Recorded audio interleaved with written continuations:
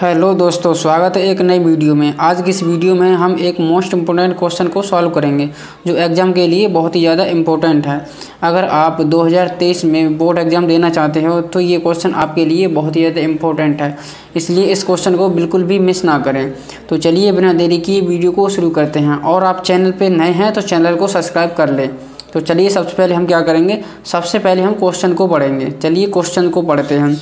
अनुपातों A1/A2, B1/B2 और C1/C2 की तुलना कर ज्ञात कीजिए कि निम्न रैखिक समीकरणों के युग्म संगत हैं या असंगत। क्वेश्चन को पढ़ लिया है। अब इस क्वेश्चन में हमें क्या करना है, तो हमें बताना है ये जो रैखिक समीकरण हैं दिए गए हैं, ठीक है। अब हमें बताना है कि ये रैखिक समीकरण हल करने के बाद ये संगत हैं या असंगत हैं, ठीक है।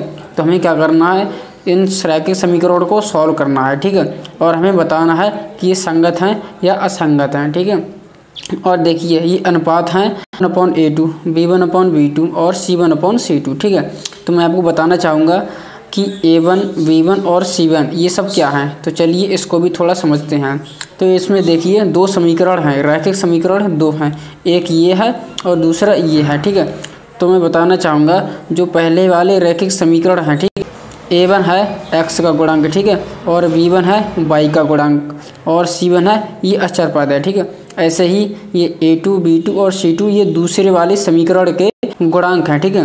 तो ये देखिए A2 है ये x का गुणांक है, ठीक है, और ये B2 है ये y का गुणांक है, और C2 है ये अचर पद है, ठीक है। तो इसमें हमें बताना है कि ये संगत हैं या असंगत। तो सबसे पहले हम थोड़ा संगत और असंगत के बारे में जान लेते हैं, इसके बाद हम क्वेश्चन को इजीली सॉल्व कर पाएंगे, ठीक है। तो चलिए अब हम क्या करेंगे, संगत और असंगत को समझते हैं।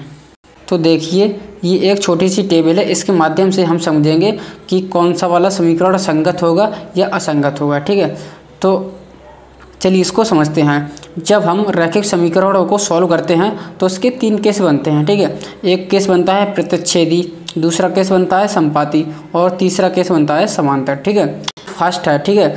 तो केस फर्स्ट में जब ये वाला केस बनेगा A1/A2 बराबर नहीं होगा B1/B2 के, तब ये रेखाएं प्रतिच्छेदी होंगी, ठीक, और रेखा एक बिंदु पर कट करेंगी, ठीक है। और इसमें जब ये एक बिंदु पर कट करेंगी तो इसमें x और y के हम मान निकाल सकते हैं, यानी x और y की वैल्यू निकल सकती है।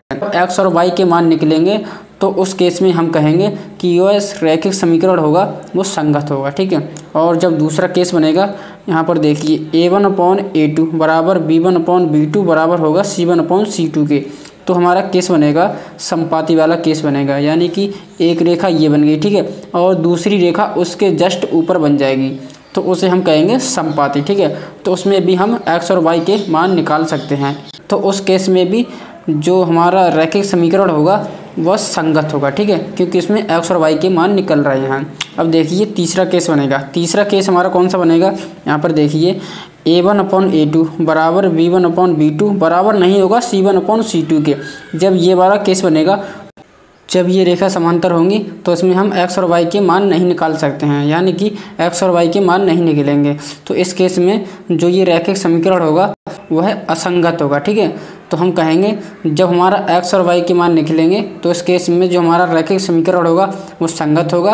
अगर x और y के मान नहीं निकलेंगे तब उस केस में हम कहेंगे कि वह रैखिक समीकरण असंगत होगा, ठीक है। क्वेश्चन में बात की गई है कि अनुपातों की तुलना करके, ठीक है।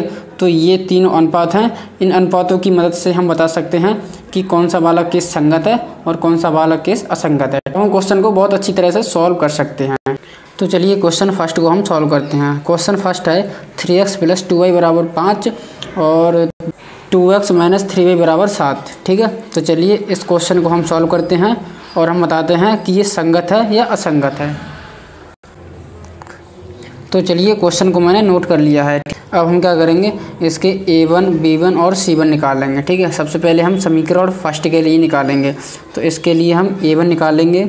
A1 हमारा होता है x का गुणांक, ठीक है। तो x का गुणांक कितना है 3, तो हम A1 निकाल देंगे 3, ठीक है। अब हम B1 निकालेंगे। B1 हमारा है y का गुणांक, तो y का गुणांक है 2, तो हम y का गुणांक 2 निकाल देंगे, ठीक है। अब हम निकालेंगे C का गुणांक, तो C1 का गुणांक होगा हमारा 5, ठीक है। तो ये अचर पद है तो सीधी डायरेक्ट हम 5 लिख देंगे। अब इसी प्रकार से हम A2, B2 और C2 निकाल लेंगे, ठीक है। तो हम A2 निकालेंगे। A2 होता है हमारा x का गुणांक, तो x का गुणांक कितना है 2, ठीक है। अब B2 का गुणांक निकालेंगे, तो B2 का गुणांक कितना है -3, ठीक है, तो -3। अब हम निकालेंगे C2 का गुणांक। C2 का है अचर पद, तो अचर पद है इसमें 7, ठीक है। तो हम इसमें इजीली इसके सारे मान निकाल चुके हैं। अब हम क्या करेंगे, अब चलिए इसको आगे सॉल्व करते हैं। तो सबसे पहले हम क्या करेंगे, 1/A2 लिखेंगे। तो हम देखिए A1 का मान है 3 और A2 का मान है 2, ठीक है। तो यहाँ पर 3/2 हो जाएगा, ठीक है, बराबर का हम निशान लगाएंगे। अब हम देखिए B1/B2 निकालेंगे। तो देखिए 2 है और -3, ठीक है, और अब बराबर लगाएंगे। अब देखिए C1/C2 का मान निकालेंगे, तो 5/7 है, ठीक है। तो इसमें देखिए हमारा कौन सा वाला केस बन रहा है। तो इसमें देखिए 3/2 बराबर नहीं है 2/-3 के। तो देखिए सबसे पहले हम इसमें देखेंगे कौन सा वाला केस बन रहा है, ठीक है। A1/A2 बराबर नहीं है B1/B2 के, तो केस फर्स्ट बन रहा है। जब हमारा केस फर्स्ट बन रहा है तो ये संगत होगा, ठीक है। तो ये जब समीकरण का हल होगा, ये रैखिक समीकरण होंगे संगत। तो हम यहाँ पर सीधी डायरेक्ट ही संगत लिख देंगे।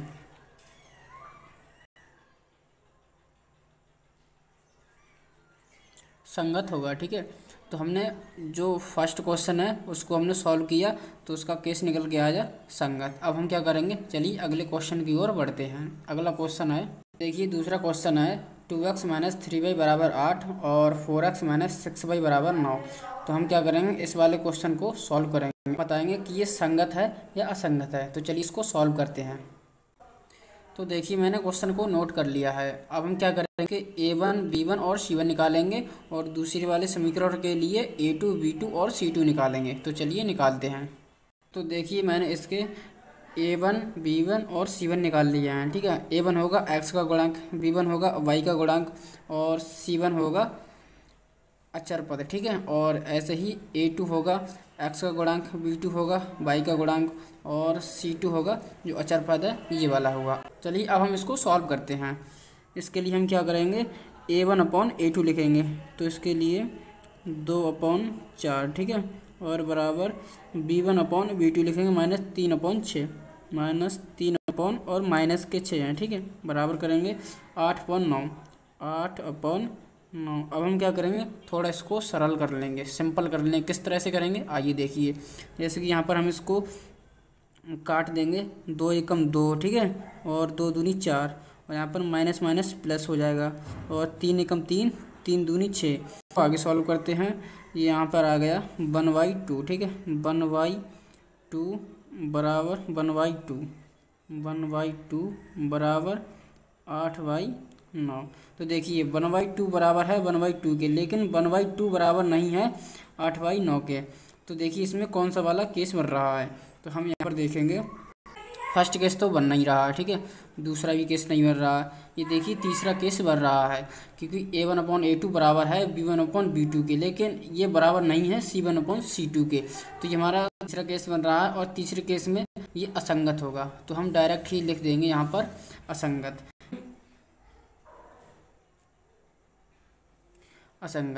तो ये वाला क्वेश्चन भी हमारा सॉल्व हो चुका है। अब हम क्या करेंगे, अगले क्वेश्चन की ओर बढ़ते हैं।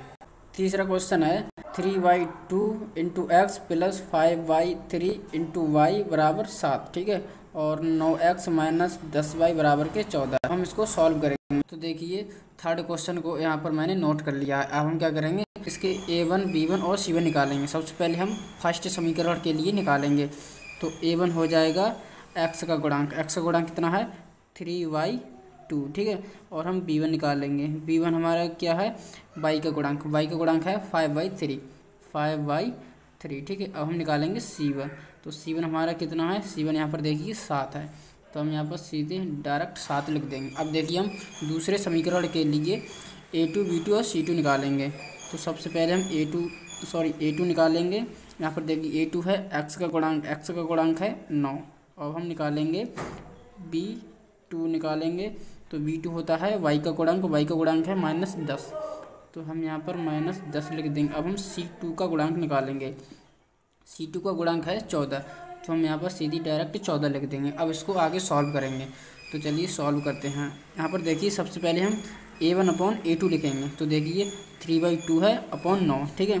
तो 3/2 और बटे में 9। अब देखिए बराबर लगाएंगे और यहाँ पर देखिए B1/B2 निकालेंगे। तो B1 है हमारा 5/3, तो हम यहाँ पर 5/3 लिखेंगे और अपॉन में लिखेंगे -10। B2 है -10 बराबर लगाएंगे C1/C2 निकालेंगे 7/14, ठीक है।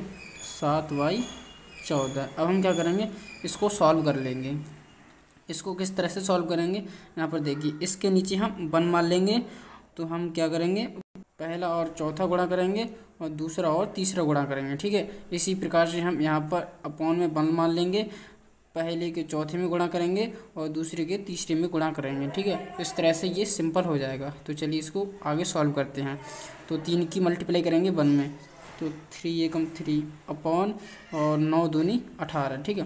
तो हम यहाँ पर सीधी डायरेक्ट 2 गुणा 9 लिख देंगे, ठीक है। कोई दिक्कत वाली बात नहीं है। अब हम क्या करेंगे, यहाँ पर देखिए बराबर लगाएंगे।